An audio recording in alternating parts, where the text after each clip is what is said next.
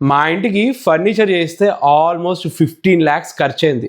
మా మామయ్యని అడిగిన, మామయ్య మీరు చేయించిన ఈ ఫర్నిచర్కి ఎంత అయింది అని. మార్కెట్లో కంపేర్ చేసుకుంటే అందరికన్నా తక్కువకి అయిపోయింది అని చెప్పిండు. మన హైదరాబాద్ బిఎన్ రెడ్డిలో ఉన్న ఎస్ హ్యారీ హోమ్స్ అని చెప్పి, ఇది చూడ్డానికి అచ్చు వుడ్లానే ఉంటుంది, 100% వాటర్ ప్రూఫ్, కానీ అల్యూమినియం ఫ్రేమ్స్, అద్రిపోయింది.